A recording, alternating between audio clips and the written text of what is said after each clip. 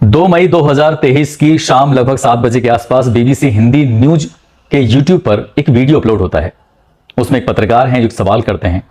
पत्रकार कहते हैं कि दिल्ली पुलिस ने आपके ऊपर 2 एफआईआर दर्ज की हैं, दिल्ली पुलिस की जांच कहां तक पहुंची?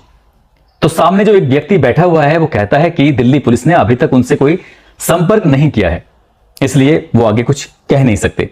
दरअसल जिससे सवाल पूछा था वो कोई आम व्यक्ति नहीं है, बल्कि उस व्यक्ति का नाम है ब्रजभूषण शरण सिंह, जो कि केसरगंज लोकसभा क्षेत्र से सांसद हैं, बीजेपी के सांसद हैं, जो कि भारतीय कुश्ती संघ के अध्यक्ष हैं वर्तमान में, जो कि देश के जो जाने माने खिलाड़ी हैं।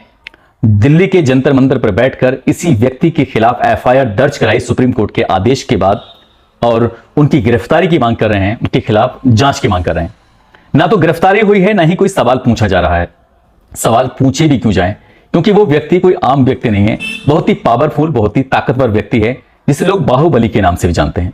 सोशल मीडिया पर अगर कोई खबर डाली जाती है तो डालने के बाद उनके पक्ष में सैकड़ों लोग आ जाते हैं, उनके विपक्ष में भी सैकड़ों लोग आ जाते हैं।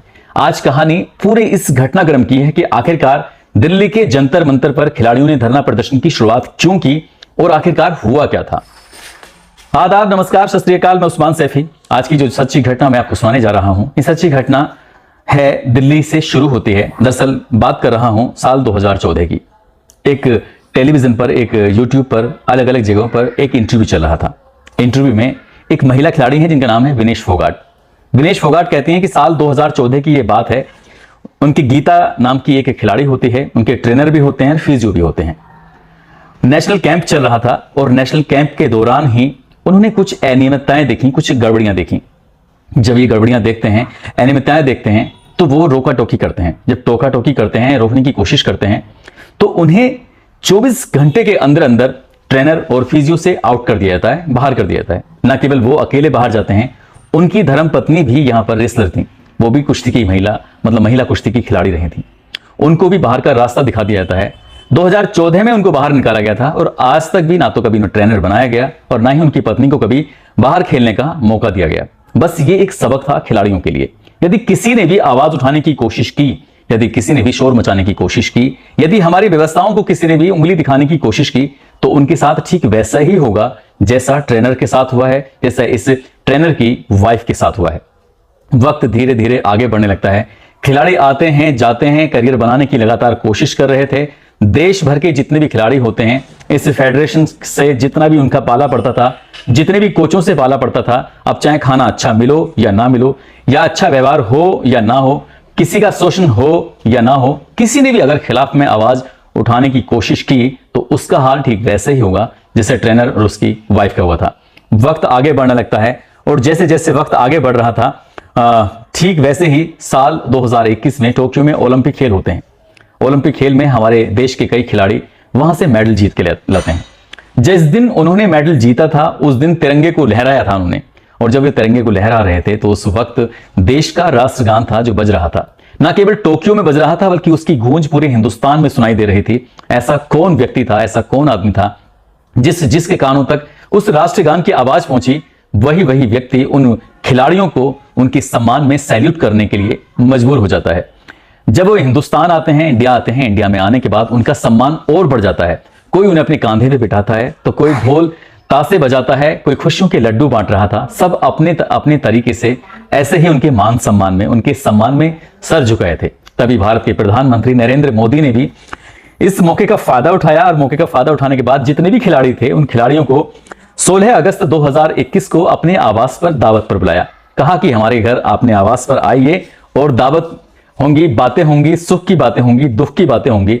जब ये प्रधानमंत्री के आवास पर जब सब खिलाड़ी मौके पे मौजूद थे तो सबके चेहरों पर इतनी खुशी के भाव थे कि वो जब टेलीविजन पे चल रहा था, जब वो अखबारों में फोटो छपते हैं, जब सोशल मीडिया पर फोटो वायरल हो रहे थे, तो सबको लग रहा था कि प्रधानमंत्री कितने अच्छे हैं कि खिलाड़ियों से सीधे जुड़ गए। उन्होंने ऐसे नहीं कि दूर से खड़े होकर उन्हें बधाई दी हो। तभी जो महिला खिलाड़ी होती है विनेश फोगाट ने जब प्रधानमंत्री के पास जाती हैं, जाने के बाद उन्होंने यहां तक भी बोला कि ये मेरी बेटी हैं, मेरे परिवार के सदस्य, मैं इनको जानता हूं पहले से। जब प्रधानमंत्री ऐसी कुछ बात बोल रहे थे, वही मौका पाते ही विनेश फोगाट ने प्रधानमंत्री नरेंद्र मोदी से अपने फेडरेशन में होने वाली कुछ अनियमितताओं के बारे में हल्की सी धीमे सी आवाज में बोल दिया कि प्रधानमंत्री जी कुछ फेडरेशन में ऐसा चल रहा है, आपको कुछ करना चाहिए। बस इतना था कि उन्होंने उसके कंधे पर हाथ मारते हुए कहा कि बेटे आप परेशान क्यों होते हो, आप घबराते क्यों हो, मैं अभी हूं और घबराने की परेशान होने की बिल्कुल भी जरूरत नहीं है। बस इतना सुनना था। विनेश फोगाट ने यही बात साक्षी मलिक से बताई, यही बात बजरंग पूनिया से बताई और यही बात धीरे धीरे सभी खिलाड़ियों तक पहुंच जाती है। सबके सब खिलाड़ी खुश हो जाते हैं, कहते हैं कि सन 2014 से जो चीजें, जो दिक्कतें, जो परेशानी हम महसूस कर रहे थे, अब वो चुटकी बजाते ही छूमंतर होने वाली हैं, सब कुछ ठीक होने वाला है। बस ये अपने घर पे आते हैं, अपने अपने कामों में बिजी हो जाते हैं और जब बिजी हो जाते हैं तभी 24 घंटे भी नहीं बीतते हैं कि खेल मंत्री का अब फोन आना शुरू हो जाता है, झड़ी लगनी शुरू हो जाती है फोन की कि एक काम करिए, आप जितने भी खिलाड़ी हैं जो प्रधानमंत्री से मिलकर आए थे, आप जल्दी से आइए खेल मंत्री से मुलाकात करिए। बस खेल मंत्री से मुलाकात करनी थी और करने के लिए जब ये जाते हैं तब जाकर अपने जो खिलाड़ियों ने वहां नहीं बताया था प्रधानमंत्री नरेंद्र मोदी के सामने, वो सब कुछ अब खेल मंत्री के सामने एक एक बात शुरू से लेकर आखिर तक की रख दी, सुनाई। जितना भी शोषण हुआ था, किसी का हाथ पकड़ा था तो, किसी के साथ इससे ज्यादा हुआ था तो, किसी को कुछ कहा था तो, जो भी था पिछले कई सालों में, वो सब कुछ एक एक बातों को अब खेल मंत्री के सामने जिक्र कर दिया गया था, सब कुछ बता दिया गया था। दरअसल इनकी लड़ाई जो थी खिलाड़ियों की, वो किसी आम व्यक्ति से नहीं थी, उनकी लड़ाई थी भारतीय कुश्ती संघ के जो अध्यक्ष हैं फिलहाल वर्तमान में, ब्रजभूषण शरण सिंह से लड़ाई थी। उन्हें लगता है कि ये और इनके नीचे जो इनके काम कर रहे हैं संघ में, फेडरेशन में जो कोच हैं, जो इनकी तरफदारी करते हैं, वो खिलाड़ियों का शोषण कर रहे हैं, यौन शोषण कर रहे हैं। जो व्यक्ति इनके सामने है वो साल 1991 में पहली बार गोंडा से बीजेपी का सांसद बनता है, वो व्यक्ति बलरामपुर से बीजेपी का सांसद बनता है। साल 2009 में जब बीजेपी से नाराजगी हो गई थी तो समाजवादी पार्टी उसको टिकट देती है, इलेक्शन लड़ता है, सांसद बनता है। साल 2014 में केसरगंज से बीजेपी फिर से टिकट देती है, वो व्यक्ति सांसद बनता है। साल 2019 में केसरगंज से एक बार फिर बीजेपी टिकट देती है, वो व्यक्ति सांसद बनता है। साल 2011 में भारतीय कुश्ती संघ के अध्यक्ष बने थे और आज भी वो अध्यक्ष हैं। 10 साल के लगभग उनका कार्यकाल होने वाला है।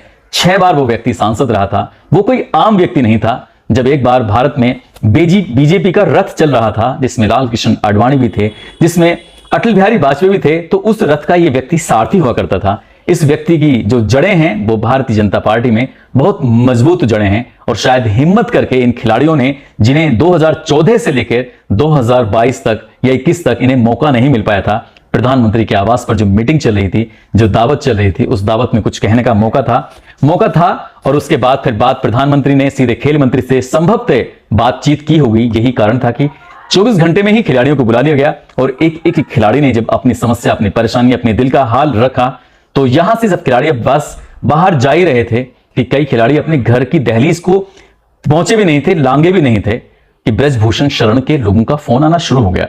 उन्होंने धमकाना शुरू कर दिया कि तुम जहां से आ रहे हो, जो बात तुम कह के आए हो, मुझे एक एक बात की खबर है। बस इतना था।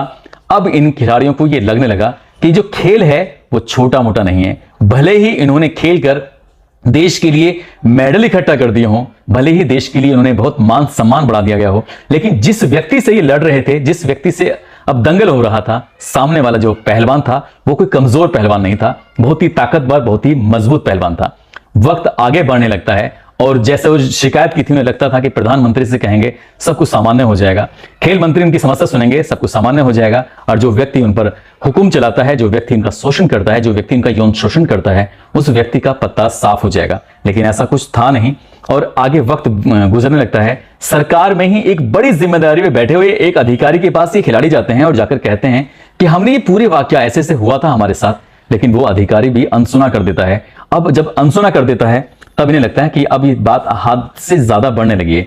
जिन जिन खिलाड़ियों ने अगुवाई की थी, जिन जिन खिलाड़ियों ने शिकायत की थी, अब उन खिलाड़ियों का कहीं ना कहीं इग्नोर उन्हें करने लगते हैं। ऐसा लगने लगता है कि अब उनका जो करियर है वो चौपट हो जाएगा, बर्बाद हो जाएगा। करें तो क्या करें। बस यही था कि प्रधानमंत्री से वो हल्का सा छूकर कह ही चुके थे, खेल मंत्री से अपनी पूरी बात रख ही दी थी और जो फेडरेशन संघ के अध्यक्ष हैं वहां तक भी बात पहुंचाई थी, लेकिन बात से कुछ हल निकला ही नहीं। तब इन्होंने सोचा कि दिल्ली के जंतर मंत्र पर बैठते हैं और जंतर मंत्र पर बैठने के बाद महज 2 घंटे के अंदर जब सोशल मीडिया पर यह खबरें वायरल होंगी कि भारत के जाने माने खिलाड़ी जिन्होंने देश का मान सम्मान बढ़ाया है, पूरा देश झुक जाएगा उनके सम्मान में और 2 घंटे में निर्णय निकल के आ जाएगा। प्रधानमंत्री अब एक बार फिर से इन्हें कॉल करेंगे और कहेंगे कि आ जाइए, हम तुम्हारी समस्या का समाधान कर देते हैं। 18 जनवरी 2023 को विनेश फोगाट, साक्षी मलिक, बजरंग पूनिया, ये लगभग 30 खिलाड़ियों के साथ ये नेतृत्व कर रहे थे और 30 पहलवान ये बैठ जाते हैं धरने पे। लेकिन 1 घंटा, 2 घंटा, 3 घंटा, 4 घंटा, इस तरह घंटे दर घंटे बीतते चले जाते हैं, कोई समस्या का समाधान नहीं होता। घर से इनके फोन आने लगते हैं, इन्हें अपने ऊपर इतना गुमान था, इन्हें लगता था कि हम लोग बैठेंगे सब कुछ स्थिति ठीक हो जाएगी, लेकिन अब कोई इनकी खबर लेने वाला नहीं था। और जब सोशल मीडिया पर बहुत ज्यादा प्रेशर बढ़ने लगा, टेलीविजन पर ये खबरें चलने लगी कि देश के जाने माने खिलाड़ी धरना प्रदर्शन कर रहे हैं, तब कहीं जाकर सरकार थोड़े दबाव में आती है। अब जैसे सरकार दबाव में आती है, उसके बाद खेल मंत्रालय और ओलंपिक संघ की 2 अलग अलग टीमें बनाई जाती हैं। जब टीम बनती हैं, दोनों टीमें मिलकर 4 सप्ताह का समय लेते हैं कि हमें सिर्फ 4 सप्ताह का समय दे दीजिए, हम मामले की जांच करेंगे और जांच करने के बाद जो भी सच होगा वो समाज में पूरे दुनिया के सामने लेके आएंगे। आप परेशान ना हो, आप हमारे बच्चे हैं, आप हमारे देश का मान बढ़ाते हैं। 4 सप्ताह गुजर जाते हैं, कोई भी जांच आगे नहीं बढ़ती है, जो भी बढ़ती है, लेकिन 4 सप्ताह में कोई रिजल्ट नहीं आता। अब इन खिलाड़ियों से संपर्क साधा जाता है। खिलाड़ी कहते हैं कि यहां हमारी ट्रेनिंग पूरी तरह से बंद हो चुकी है, हम खेल भी नहीं पा रहे हैं, आखिरकार करें तो क्या करें, 4 सप्ताह का समय बीत गया है, आप करते क्यों नहीं हो कुछ। जो टीम गठित की गई थी उस टीम से बातचीत चल रही थी। टीम ने कहा कि 2 सप्ताह का समय और दे दीजिए, यानी कि 4 पहले 2, ये 6 सप्ताह का समय हो जाता है। 6 सप्ताह के बाद भी जब रिजल्ट सामने नहीं आता, तब खिलाड़ियों को परेशानी होने लगती है। वो बड़े बड़े अधिकारियों से, कभी खेल मंत्री से, कभी किसी से बातचीत करने की कोशिश करते हैं कि सर हमारा करियर डूब जाएगा, हम परेशान हो रहे हैं, कुछ रास्ता निकालिए, करें तो क्या करें। लेकिन फोन जाता था, साहब मीटिंग में बिजी हैं। अधिकारी को फोन जाता था, साहब मीटिंग में बिजी हैं, इसलिए साहब मीटिंग में बिजी हैं। ऐसे करते करते जब वक्त आगे बढ़ जाता है और जब कोई भी ट्रेनिंग हो नहीं रही थी, ये खिलाड़ी परेशान हो जाते हैं, तब इन्हें लगता है कि इनका करियर तो खत्म हो गया। इन्होंने आवाज उठाकर शायद अपने ही पैर पे कुल्हाड़ी मारी है। इन्होंने जिन लड़कियों का शोषण हो रहा था, लगातार 7 लड़कियों का नाम सामने आता है। वो 7 लड़कियां कौन है, हो सकता है उनकी सुरक्षा की वजह से उनका नाम, उनकी पहचान को छुपाया गया हो, इसीलिए बार बार उनका नाम सामने नहीं लाया जा रहा है। और सुप्रीम कोर्ट की रूलिंग भी है, जिसका शोषण होता है उसका नाम आप रख भी नहीं सकते। अब जो खिलाड़ी 3 मुख्य उस पर थे, जिसमें विनेश फोगाट हो, बजरंग पूनिया हो या साक्षी मलिक हो, या इनसे जुड़े हुए इनके नजदीकी खिलाड़ी, इनको लगातार जब इग्नोर किया जाने लगा, तब उन्हें लगा कि शायद हमारा करियर खत्म न हो जाए। इसलिए इन्होंने 23 अप्रैल 2023 को एक बार फिर से राष्ट्रीय राजधानी क्षेत्र दिल्ली के जंतर मंतर पर धरना प्रदर्शन शुरू कर देते हैं। अब जब धरना प्रदर्शन शुरू कर रहे थे, तो इस बार सोशल मीडिया की गूंज फिर से फैल जाती है। हालांकि जो मेन स्ट्रीम मीडिया होती है, वो मेन स्ट्रीम मीडिया इस मामले को बहुत ज्यादा तेजी के साथ उठा नहीं रही थी। और इन लोगों के धरने प्रदर्शन पर बैठने की सिर्फ एक ही वजह बनी, कहीं ऐसा ना हो जैसे सन 2014 में उस ट्रेनर के साथ, जो फिजियो था, जो गीता का ट्रेनर था, उसके साथ जैसा हुआ था, उसकी वाइफ के साथ जैसा हुआ था, कहीं हमारे साथ ऐसा ना हो, कहीं हमें जानबूझकर हरा ना दिया जाए, हमें जानबूझकर आगे विदेशों में खेलने का अवसर ना दिया जाए। जब इनके अंदर डर बैठ जाता है, तब ये खिलाड़ी धरना प्रदर्शन पर बैठ जाते हैं। और उसके बाद ठीक 4 या 5 दिन का समय हुआ था, सुप्रीम कोर्ट तक मामला पहुंचता है। सुप्रीम कोर्ट खुद मामले को संज्ञान लेता है और संज्ञान लेने के बाद कनाट पुलिस की पुलिस को आदेश देता है कि आप मुकदमा क्यों नहीं दर्ज करते हैं। तब 2 मुकदमे दायर होते हैं, और दोनों ही मुकदमे ऐसे होते हैं, जब मुकदमे दायर हो जाएं तो अगर किसी आम व्यक्ति पर भी धाराएं लग जाएं तो उसका करियर पूरी तरह से चौपट हो सकता है। लेकिन मुकदमे हुए जरूर, लेकिन कोई कार्रवाई नहीं हुई, कोई मुश्किल में नहीं आया। एक तरफ खिलाड़ी यानी कि पहलवान जंतर मंतर पर धरना प्रदर्शन कर रहे थे, इधर मीडिया वाले पहुंचते हैं, इनकी बात सुन लेते हैं। उधर गोंडा में बैठे हुए ब्रजभूषण शरण के पास मीडिया वाले पहुंचते हैं, उनसे बातचीत करने लगते हैं। सरकार क्या कर रही है, जांच अधिकारी क्या कर रहे हैं, दिल्ली पुलिस क्या कर रही है, किसी को कोई मतलब नहीं है। और देश की जनता चाहती है कि आखिरकार हुआ क्या है, ये सब के सब जानना चाहते हैं। लेकिन इस बीच में जो कुछ बातें सोशल मीडिया पर वायरल होती हैं, वो वाकई शर्मनाक होती हैं। जैसे क्या, शर्मनाक वाली बात यह है कि शिलाजीत की रोटियां खाता हूं जो मैं इतना सारा शोषण कर लेता हूं। इस तरह की बातें जब लोगों के सामने आती हैं, तो लोगों को वाकई उनका सर शर्म से झुक जाता है।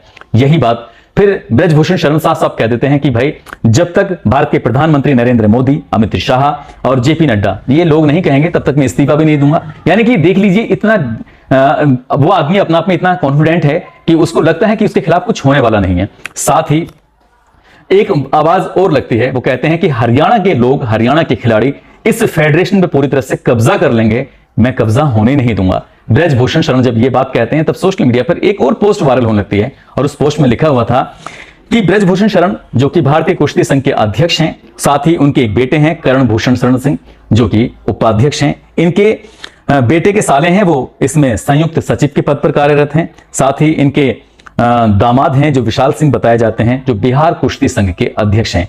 ऐसा दावा किया जा रहा है खिलाड़ियों की तरफ से कि इस फेडरेशन के अंदर जो मुख्य मुख्य पदों पर बैठे हैं, बड़ी बड़ी जिम्मेदारियां हैं, चाहे कोच हो, चाहे वो पदों पर बैठे हों फेडरेशन के, उसमें ब्रजभूषण शरण के ही लोग बैठे हुए हैं। इसलिए वो अपने इस पद से न केवल अगर उन्होंने इस्तीफा दिया भी, उन्हें हटाया भी गया तो वो नहीं हटेंगे, बल्कि पूरी टीम तहस नहस हो जाएगी, सब कुछ ऐसे चला जाएगा। उधर खिलाड़ियों का ये भी कहना है, पहलवानों का, कि इन पर पहले से ही 40 एफआईआर दर्ज थी और 2 अब हो गई हैं। जब पहले ही 40 एफआईआर में कुछ नहीं हुआ तो अब क्या होगा। एक फोटो जो बहुत तेजी के साथ वायरल होता है कि जो खिलाड़ी हैं, जिसमें बजरंगी पूनिया हैं, उनके साथ एक और खिलाड़ी है जो धरने पे भी बैठे हैं। कुछ देर के बाद वो होटल में पहुंच जाते हैं, होटल में खाना खाते हैं, तो कोई व्यक्ति ट्वीट करते हुए कहता है कि तुम लोग जो इनकी फिक्र कर रहे हो, ये धरने पे भी बैठते हैं और जाकर वहां रोटियां भी तोड़ते हैं। बहुत सिंपल सी बात यह है, वो धरने पे बैठे हैं, आमरण अनशन पर नहीं बैठे, उन्हें खाने की भी जरूरत पड़ेगी और जब वहां धरने पर रहेंगे तो उन्हें टॉयलेट भी आएगा, सोच भी जाएंगे, नहाएंगे भी, इसलिए वहां पर कोई घर नहीं है। वो एक ऐसा फुटपाथ है और फुटपाथ पर ही तंबू लगाए हुए हैं, जहां पर दिल्ली पुलिस ने चारों तरफ से इतना पहरा लगाया हुआ है। आखिरकार करें तो क्या करें, वो धरना प्रदर्शन के लिए बैठे हुए हैं। जाहिर सी बात है कि यदि वो अपने इन मांगों को नहीं मनवा पाए तो हो सकता है कि उनका करियर हमेशा के लिए चौपट हो जाए, खत्म हो जाए। यदि दिल्ली पुलिस ने इसमें ईमानदारी से जांच नहीं की तो, या जांच की या नहीं की, ये दुख है, भविष्य के गर्भ में है, लेकिन जिस तरह की बातें सोशल मीडिया पर तैर रही हैं, चल रही हैं, उससे लग रहा है कि कहीं ना कहीं खिलाड़ियों का नुकसान ना हो जाए। जो देश का मान सम्मान बढ़ाने वाले खिलाड़ी हैं, आने वाले भविष्य में लड़कियां इस खेल से आने में कहीं कतराने न लगें।